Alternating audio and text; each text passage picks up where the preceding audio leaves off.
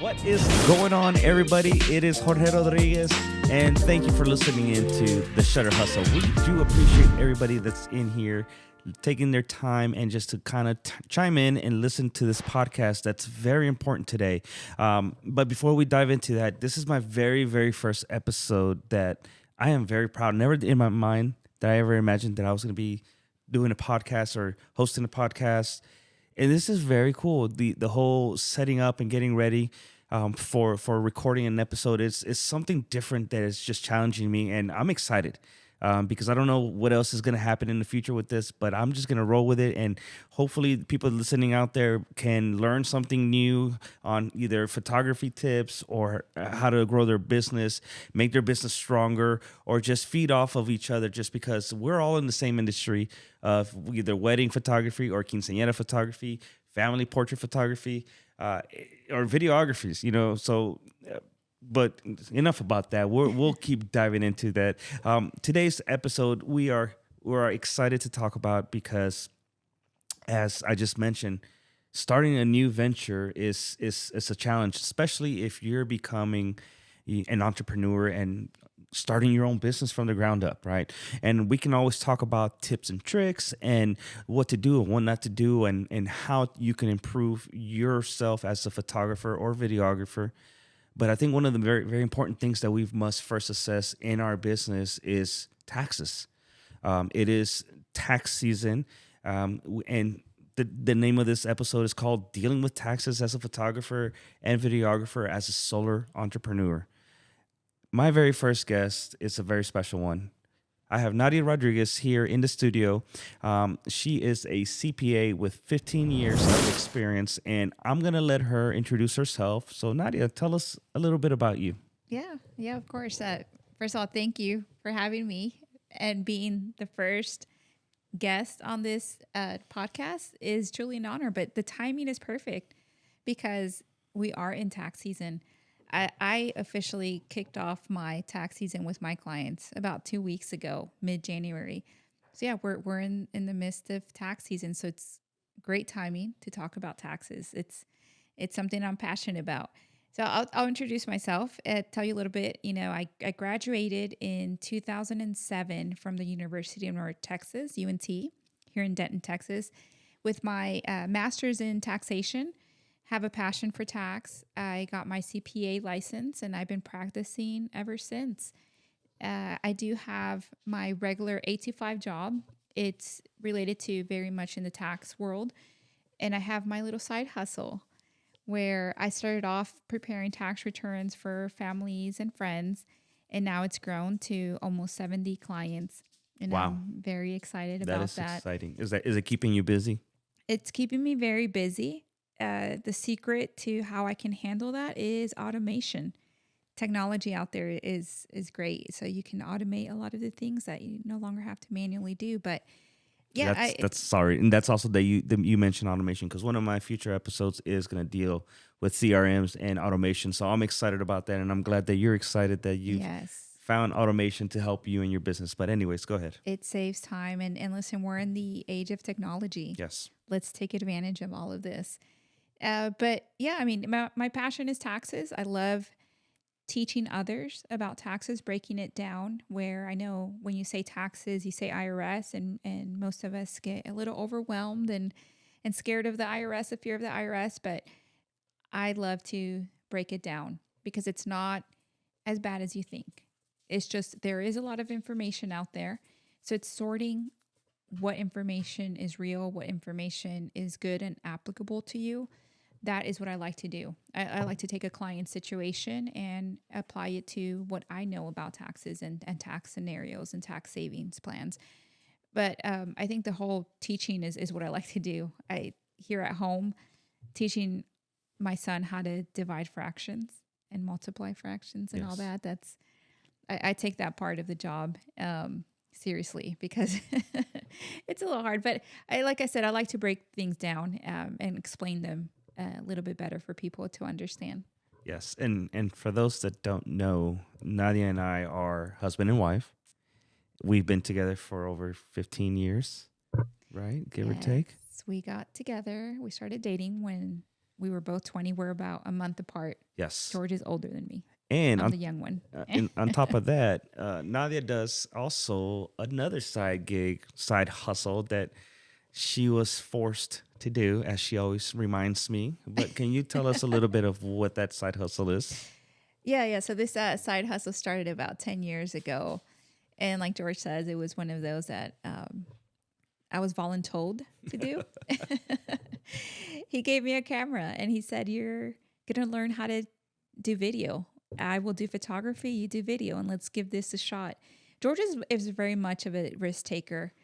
Yes. I am not. I am very conservative, and I think we balance each other very well. But I went, it was challenging. I went and I tried it, and 10 years later, here I am helping out the business, and I love it. I love actually doing videography. It's, 10 years ago, all I knew was how to hit record, and I made sure that it was recording. And now I know about B-roll. I'm pretty good at doing some pretty awesome Yes, B-roll. you if I are can say. amazing. You are 100% a rock star. So thank you for helping me with that. Of course. Yeah. I love being part of it. We take it like a date night. Yes. We get a babysitter. We go out and have some fun. We eat cake. And We eat cake. we are part of somebody's very special day. Yes. And it's us getting together. We coordinate on what story we will tell, what vision we have with the bride and groom or with the quinceañera. And Yes. it's amazing. Amazing environment. Everybody is having an amazing time because it's a very special event. But yeah, that's I do that. I'm retiring though because Yes.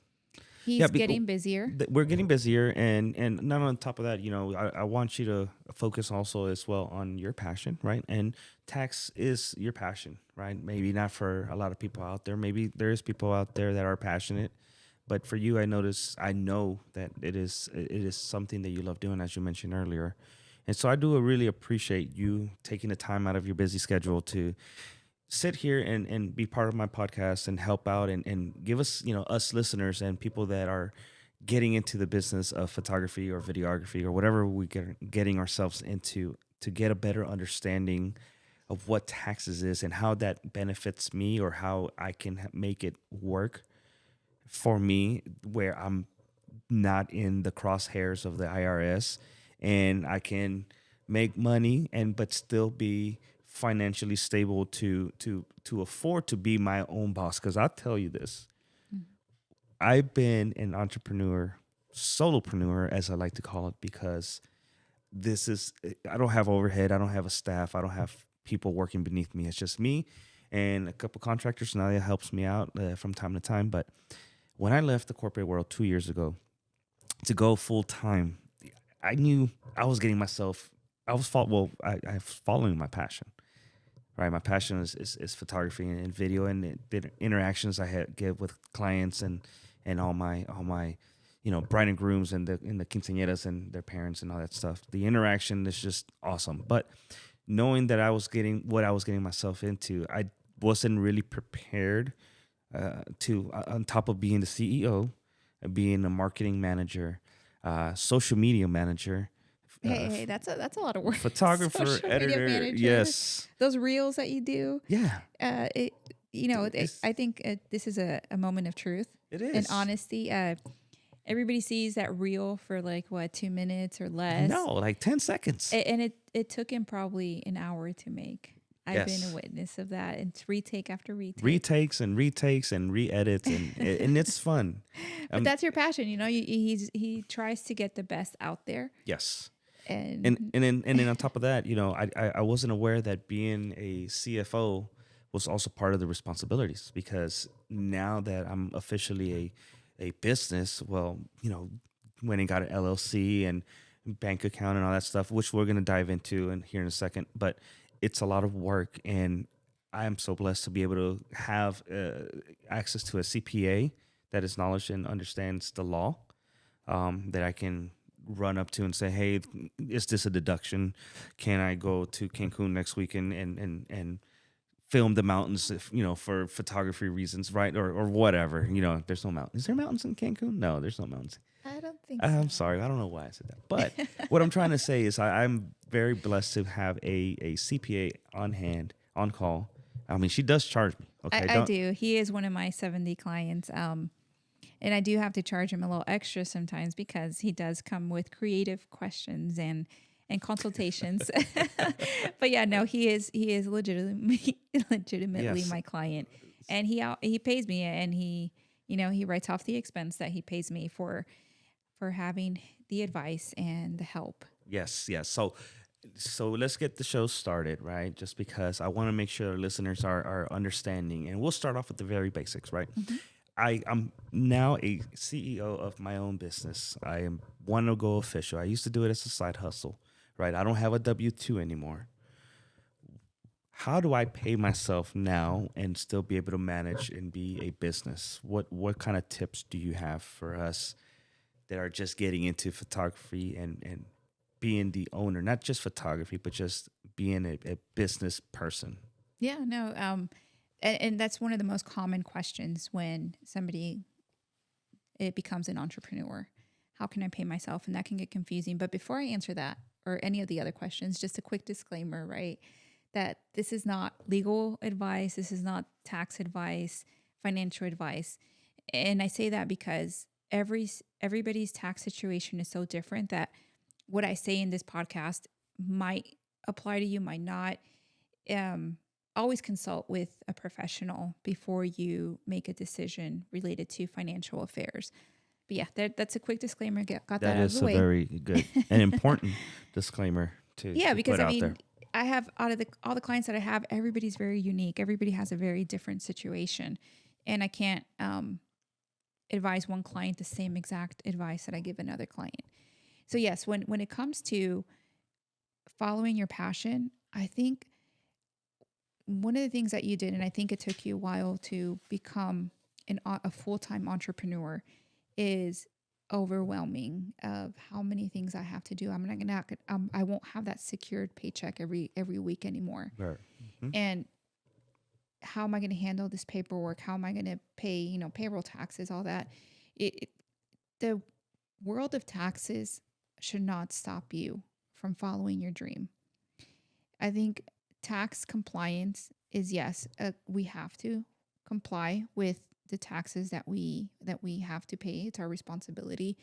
But don't let that stop you from following your dream, your passion. Consult with somebody, look at the numbers with that professional, and then you can make a decision of am I saying bye to the corporate world to say to follow my passion. But going into let's start off with a side hustle Okay. because that's where your journey began. Right. You were a full-time employee and you would do weddings on the side. Correct. So when you have a side hustle, it's very important to differentiate between a legitimate side hustle, a legitimate business, and a hobby. Okay. Because you can be doing photography just as a hobby. It's not maybe you're just doing a wedding once every 6 months. You kind of like photography, but what's the difference is that you didn't open a business account that was for your specifically for your business. Whatever you got paid went into your personal checking account because it's more of a hobby. You can still write off expenses, but you can't go over the income. You can't have a loss. You can't write off a loss when you have a hobby. So I think the very important thing is the intent of your side hustle. Is this a business or is this a hobby? So if you decide this is a legitimate business, I want to run it like a business, then what are the first steps? We talked about is bank accounts. Okay. Definitely establish yourself as a business. Do you have a business name? Do you represent yourself to others as a business? Do you have a website? Is your bank account there solely for business purposes? And talking about bank accounts, and I've told George this, it's very important. And I usually tell, him and my clients that have their business on the side is, or even full time, you want to have 3 bank accounts. One of them is going to be your personal bank account. That's how you're going to pay your home bills, your bills at, your mortgage, your personal bills, your vacation fund. That's your personal. The second account is your business account. that is where the income from your photography gigs, your videography gigs comes in. Mm-hmm. That's where you pay your expenses for the business. You take a client out for coffee, you're going to pay that with your business account. And then you have your third account, which is the most important one. It's your tax account. That is the account that you're going to set the money to the side that will be there to pay your taxes at the end of the year. And I think that's one of the biggest shock value for somebody that was so used to the corporate world where they have an employer that sets aside those taxes and sends them to the IRS. So you get your paycheck deposited net of taxes. You don't see that money that went to the IRS. That was your money. Right. But the employer took it away, sent it to the IRS, and then just deposited what was remaining. So then you adjust your lifestyle to what you see in your bank account. So then when you switch over to becoming a full-time entrepreneur, what you see in your bank account, you think that that's the money that you can play with, that's your, you can budget your lifestyle according to that.